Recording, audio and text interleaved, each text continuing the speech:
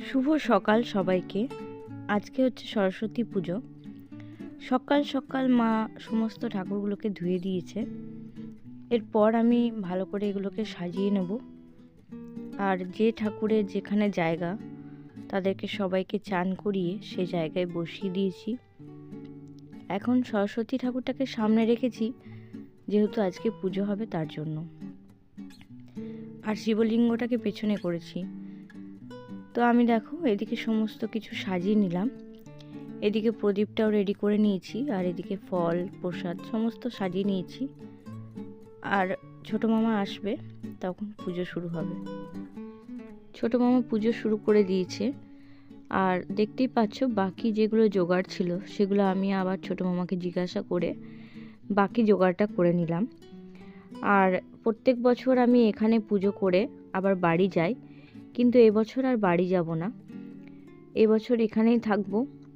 আর আমাদের এই বছর সিজানো রান্না হবে প্রথমবার, তাই জন্য আর কি এখানে সমস্ত কিছু নিয়ম আমি দেখব, আর সেটাতে কি কি করতে হয় সেটাই আর কি করব। পুজো শেষে একবার সমস্ত দিকটা দেখিয়ে নিচ্ছি, কারণ পুজো করা হয়ে গেছে। আর এদিকে আমরা প্রসাদটাও একটুখানি তুলেছি, তবে পুরো প্রসাদটা তুলিনি, আর গোটা গোটাই রেখেছি। আজকে রান্না বান্না সব কমপ্লিট। আমাদের এখানে পান্তা ভাত, তাই জন্য আর কি আগের দিনই ভাতটা হয়ে যায়। আর এটা আমি এখন ষষ্ঠী পাচ্ছি, তো এই নিয়মটা আমি প্রথমবার এখানে করছি, তাই জন্য তোমাদের সাথেও শেয়ার করলাম।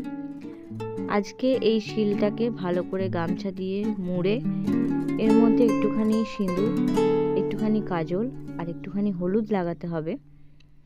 কালকে সকালবেলা চান টান করে আবার এর মধ্যে হলুদ আর দই দিয়ে আবার এটাকে পুজো করে তারপর আমরা কোনো কিছু খেতে পারবো।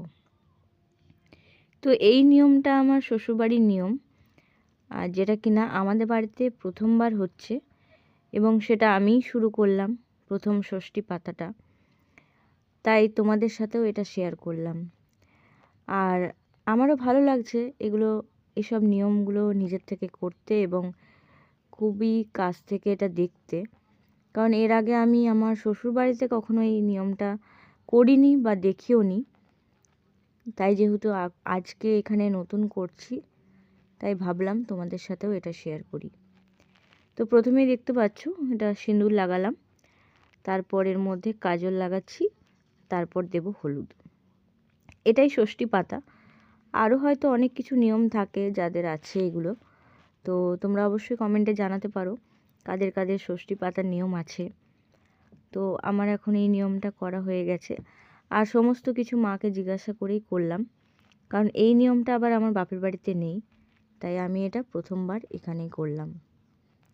তো দেখা হচ্ছে নেক্সট ব্লগে। টাটা।